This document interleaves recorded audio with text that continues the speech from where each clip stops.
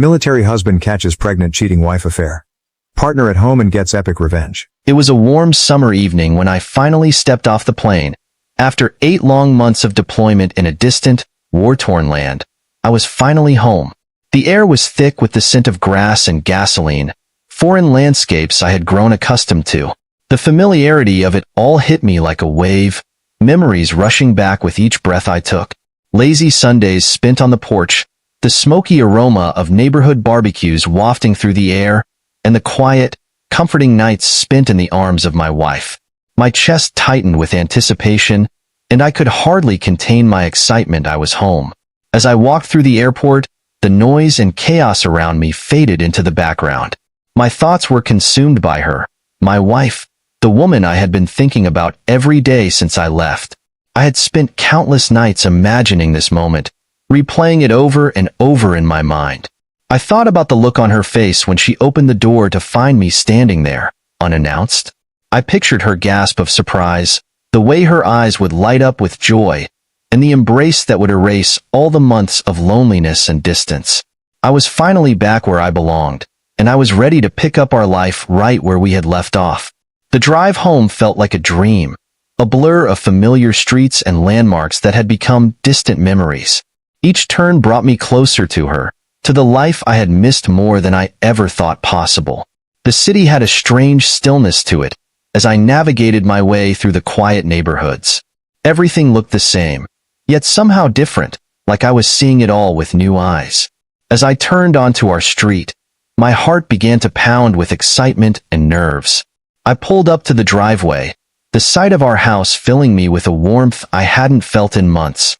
The front yard was just as I remembered, the flowers she loved so much in full bloom, their vibrant colors standing out against the neatly trimmed grass. I parked the car and sat there for a moment, just taking it all in. I reached over to the passenger seat and grabbed the bouquet of roses I had picked up on a whim at the airport. They were fresh, their scent sweet and delicate, a perfect symbol of the love I was ready to rekindle. Everything was perfect, or so I thought. With the bouquet in hand, I took a deep breath, savoring the moment before stepping out of the car.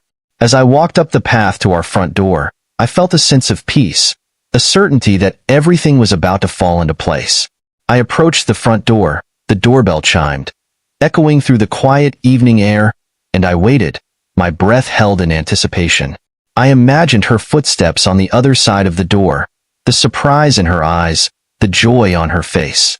But as the door swung open, the smile on my face froze. Standing before me was a man, shirtless and broad-shouldered, his skin glistening slightly as if he had just finished a workout or, more disturbingly, something far more intimate. He was taller than me, his frame muscular and intimidating, a direct contrast to the warm, welcoming image I had been expecting. His brow furrowed as he looked me up and down, his expression a mix of confusion and irritation. For a moment, he just stared at me, sizing me up, as if trying to place who I was and why I was standing at his door. Then, with a sneer that sent a chill down my spine, he spoke. "Who the fuck are you?" The words hit me like a slap in the face, knocking the breath out of me. I stood there, rooted to the spot, my mind racing to make sense of what was happening. Who was this man? Why was he in my house? Why was he answering my door? The questions swirled in my head, but I couldn't find my voice to ask any of them. It was as if the world had tilted off its axis, leaving me disoriented and lost. Before I could gather my thoughts, I saw her, my wife. She appeared behind him, her presence striking me like a blow to the chest. There she was, the woman I had been so eager to see, the woman I had missed more than anything else in the world. But something was different. Her hand rested possessively on his shoulder, her fingers curling slightly as if staking a claim. Her other hand cradled a swollen belly, one that had not been there when I left. My heart plummeted, the weight of her betrayal crashing down on me. The room seemed to spin as I struggled to process what I was seeing. This wasn't the homecoming I had imagined. This was a nightmare. She looked at me with a cold, almost bored expression, her eyes devoid of the warmth I had been longing for. Then, with a cruel smirk, she spoke the words that would shatter my world. "Babe, This is my dumb husband who couldn't even get me pregnant. The disdain in her voice was like a knife to my heart, slicing through the love and trust one had carried with me all these months. I stood there, speechless, as the full realization of what had happened sank in. The life I had been so eager to return to was gone, replaced by a cruel, twisted reality I hadn't seen coming. My world tilted on its axis, everything I knew crashing down around me. In that moment, as I stood frozen in the doorway of what was once my home, something inside me snapped. The smug grin on the man's face, the cold indifference in my wife's eyes, and the sight of the baby that clearly wasn't mine. It all collided in a storm of rage and betrayal that I couldn't contain. The world around me blurred, and all I could see was red. Without a second thought, I acted on pure instinct. My military training, honed over years of discipline and combat, took over. I lunged at the man with a speed that surprised even me, my fist flying towards his jaw with all the force I could muster. The impact was sickening, a solid, bone-crunching thud that echoed in the small hallway. He staggered back, his eyes wide with shock and pain. He hadn't expected this. He probably thought I was just some broken man, too stunned to fight back. But he was wrong. I wasn't just broken, I was furious. And that fury drove me forward. Before he could react, I followed up with another punch, this time aiming for his gut. My fist connected with his abdomen, and he doubled over, gasping for air as the wind was knocked out of him. The look of surprise on his face was almost satisfying, but I didn't stop to relish it. I was too far gone, too consumed by the need to make him pay for what he had done, for what they had both done. With a final, brutal strike, I watched as he crumpled to the ground, unconscious, his large frame hitting the floor with a heavy thud. For a moment, the house was silent, save for the sound of my own ragged breathing. I stood over him, my knuckles aching from the impact, but I barely noticed the pain. It was nothing compared to the ache in my chest, the searing agony of betrayal that had driven me to this point. Then, I heard her scream. My wife, no, the woman who had betrayed me, was standing just a few feet away, her face twisted in fear and shock. Her eyes were wide, her mouth open as she screamed again, the sound high-pitched and filled with terror. "What are you doing?" she shrieked, backing away from me as if I was a monster. Maybe I was, but I didn't respond. I couldn't. My mind was a fog, clouded by the raw, burning rage that had taken over. The woman I had loved, the woman I had trusted with my life, had done the unthinkable, and now she was afraid of me? The irony of it all only fueled my anger, and there was no going back. As the adrenaline began to ebb, the full weight of what I had done started to settle in. I stood there, looking down at the unconscious man sprawled across the floor, my knuckles still throbbing from the impact. But instead of regret, I felt a cold, calculated calm wash over me. The anger that had driven me to this point was still there, simmering just beneath the surface, but it was no longer a raging inferno. It had transformed into something sharper, more focused. I took a deep breath, steadying myself as I turned my attention back to my wife. The woman who had once been the center of my world now seemed like a stranger, her face twisted in fear and shock.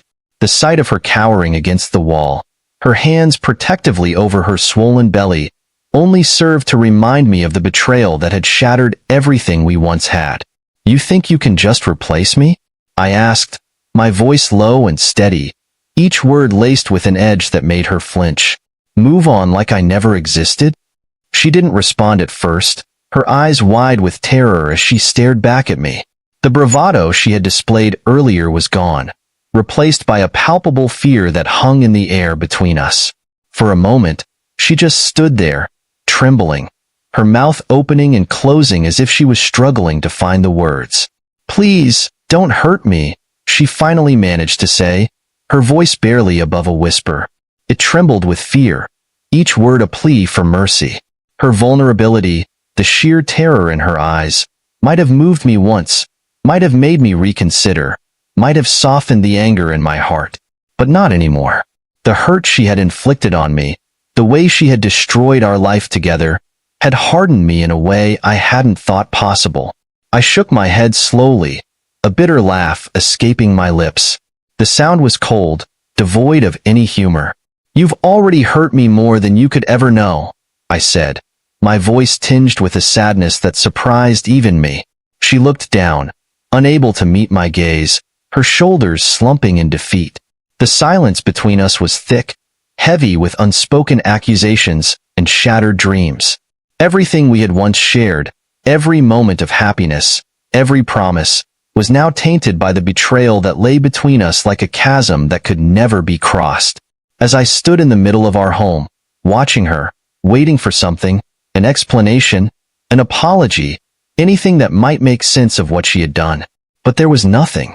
Just the cold, harsh reality that the life I had fought so hard to return to was gone, replaced by a nightmare I couldn't escape. The weight of what had just happened began to settle over me like a thick fog.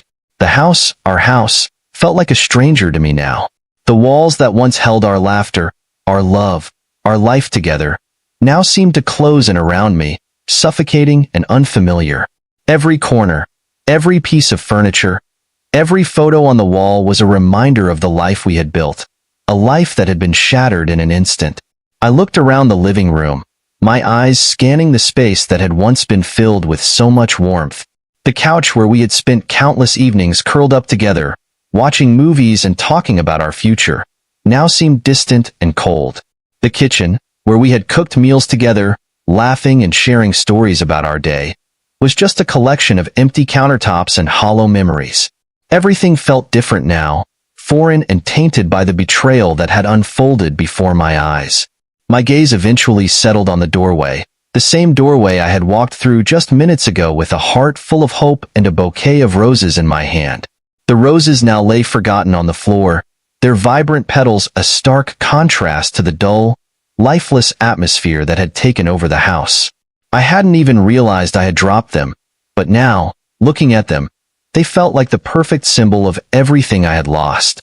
I took one last look at my wife. She was standing across the room, her face a mixture of fear, regret, and something else I couldn't quite place. Maybe it was realization, maybe it was despair, but whatever it was, it didn't matter anymore. The woman I had loved, the woman I had trusted with my heart, was gone. In her place was a stranger, someone I no longer recognized, someone I no longer cared to know. There was nothing left to say, nothing left to salvage. The life I had fought so hard to return to was gone, destroyed by the choices she had made and the actions I had taken in response. I knew in that moment that there was no going back, no way to repair the damage that had been done. The future we had once dreamed of together was nothing but ashes now, blown away by the winds of betrayal and anger. With a deep, steadying breath, I turned away from her and walked toward the door. Each step felt heavy, like I was carrying the weight of the world on my shoulders, but I knew I had to leave.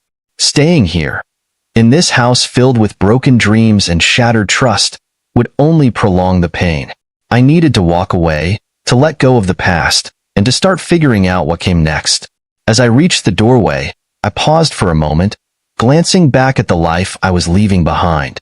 The roses, still scattered on the floor, seemed to mock me with their discarded beauty, a reminder of what could have been. But I didn't pick them up. They didn't belong to me anymore, just like this life, this house, and this woman no longer did. Without another word, I stepped outside, the cool evening air hitting me like a slap to the face. It was a harsh reminder that the world kept turning, even when everything inside me felt like it was falling apart. The door closed behind me with a soft click, sealing away the remnants of my old life. I didn't know what the future held, didn't know where I would go or what I would do next. But as I walked away from the house, from the life I had once known, one thing was certain. I would never be the same again. And neither would they. The man I had been was gone, replaced by someone harder, someone more guarded. I had lost more than just a home that night. I had lost a part of myself. But maybe, just maybe, that wasn't such a bad thing after all. The weeks that followed that fateful night were a whirlwind of emotions and chaos. Everything I had known, everything I had built, seemed to unravel before my eyes. The anger that had fueled my actions that night didn't fade. It simmered, boiling just beneath the surface, driving me forward. The next day, I filed for divorce. The process was brutal, filled with paperwork, legal battles, and bitter confrontations that left me drained. Each encounter with her was like reopening a wound that hadn't even begun to heal. She tried to reach out, to talk, to explain herself, but I didn't want to hear it. Her words meant nothing to me now. All I wanted was to cut ties, to put as much distance between us as possible. But the memories were harder to escape. They haunted me in quiet moments, creeping into my mind when I least expected it. I would catch myself thinking about the good times, the love we had shared, the dreams we had once built together. But every time, those memories were quickly overshadowed by the betrayal, by the image of her with another man in what had once been our home. It was a cycle of pain that I couldn't seem to break, but I knew I had to push through. I had to focus on the path ahead, on rebuilding my life without her. As the months passed, I began to hear whispers about her through mutual friends and social media. It wasn't something I actively sought out, but in our interconnected world, news travels fast. At first, I tried to ignore it, to block out any mention of her, but curiosity got the better of me. I wanted to know how she was coping, if she was suffering the way I had suffered. And from what I heard, she was. The man she had chosen over me, the one who had sneered at me in my own doorway, had started to pull away from her. At first, he stood by her side, perhaps out of guilt or some misguided sense of duty. But as the reality of the situation set in, as the weight of what they had done began to bear down on him, he grew distant. The promises of a new life, of a fresh start, began to fade, replaced by cold indifference. The pregnancy was difficult for her, both physically and emotionally. She faced it mostly alone, the excitement of starting a new life with her affair partner crumbling as he began to see the baby as a burden rather than a joy. The whispers I heard told of her struggling, of her trying to hold onto a relationship that was slipping through her fingers. He started coming around less and less, his visits becoming infrequent until one day, he simply stopped showing up altogether. She was left to deal with the consequences of their actions on her own. The new life she had envisioned had turned into a nightmare. The love she had traded everything for dissolving into nothing. I couldn't say I felt sorry for her. It was hard to feel anything at all, really. She had made her choices, and now she was living with them. But as for me, I was determined to move forward. The past was behind me, and I was ready to face whatever the future held, no matter how uncertain it might be. The day the baby was born, it felt like any other day for me. I was going about my life, trying to rebuild what had been broken, when I received a text from a mutual friend. It was a brief message, simply letting me know that she had given birth. I stared at the screen for a moment, waiting for some sort of emotion to rise within me. Anger, sadness, even curiosity, but there was nothing. The child wasn't mine, and the woman who had once been my wife was now just a distant memory, a stranger in my mind. The baby, a boy, came into the world without the warmth and support of a family. I later learned that she was alone in the hospital room, with no one by her side. Her affair partner, the man she had chosen over me, had abandoned her completely by then. The excitement and promises that had once surrounded their relationship had long since faded, leaving her to face the harsh reality of motherhood alone. She had reached out to him when she went into labor, hoping that the birth of their child would bring him back to her, that it would somehow rekindle whatever they had shared. She sent him messages, called him, pleading for him to come to the hospital, to be there for her and their son. But her pleas fell on deaf ears. He had made it clear that he wanted nothing more to do with her or the baby. The man who had once stood in my doorway, confident and arrogant, had now completely disappeared from her life, cutting off all contact. Her desperation grew as the days went by. She tried to reach out to me, perhaps thinking that I might still care, that I might somehow be willing to step in and help. But I had made my choice long ago, and I wasn't about to let her back into my life. Every attempt she made to contact me was met with silence. I had nothing left to say to her, no sympathy or support to offer. She had made her bed, and now she had to lie in it. The news of the baby's birth spread through our circle of mutual friends, but I kept my distance from it all. I didn't ask for details, didn't inquire about how she was doing, or what the baby looked like. In my mind, they were part of a life that no longer existed for me. I had moved on, or at least I was trying to, and dwelling on what had happened wouldn't help me heal. The baby was innocent in all of this, a small, helpless being brought into the world under circumstances beyond his control. But I couldn't find it in myself to feel anything for him. He was a reminder of everything that had gone wrong, of the betrayal that had destroyed my marriage and my trust. And while I didn't wish him harm, I also didn't wish to be part of his life in any way. In the end, she was left to navigate the challenges of motherhood on her own. The life she had envisioned, the future she had thrown everything away for, had crumbled around her. And as she struggled to care for the baby without the support she had once counted on, I continued to move forward, leaving the past and everything it held behind me. The months following the birth of her child were a brutal test of endurance for her. She had thought that the hardest part was behind her, that once the baby was born, things would somehow fall into place. But reality was much harsher than she had anticipated. The man she had sacrificed everything for was gone, having vanished from her life without so much as a goodbye. The support she had expected, the life she had envisioned with him, all crumbled into nothing. Every day was a struggle. She was now a single mother, juggling the demands of a newborn with the crushing weight of isolation. The sleepless nights, the endless crying, the constant need for attention, everything that comes with caring for a baby, overwhelmed her. She had no one to lean on, no partner to share the burden with. The friends who had once been her confidants, who had perhaps even encouraged her to follow her heart, began to drift away. They grew tired of the endless drama, the chaos that seemed to surround her life now. What once might have been seen as an exciting or scandalous affair had become a tedious, tragic mess, and they didn't want to be part of it anymore. As her world continued to collapse around her, she became more desperate. Bills piled up, the baby's needs seemed never-ending, and the loneliness grew more unbearable by the day. It was in one of these moments of desperation that she finally reached out to me. It was a cold, dark evening when my phone rang, her name flashing on the screen. I hadn't heard from her directly since the divorce proceedings, and for a moment, I considered not answering. But something made me pick up the call. Her voice, shaky and broken, filled the line. She was crying, her words tumbling out in a mixture of panic and despair. "I can't do this alone," she sobbed, her voice cracking with the weight of her words. "I need you, please, for the sake of the baby." I stood there, phone pressed to my ear, listening to the woman who had once been my wife, now reduced to a pleading, desperate stranger. My heart, once so full of love and compassion for her, had hardened over these past months. The betrayal, the pain, the anger, they had all built up walls that I wasn't willing to break down.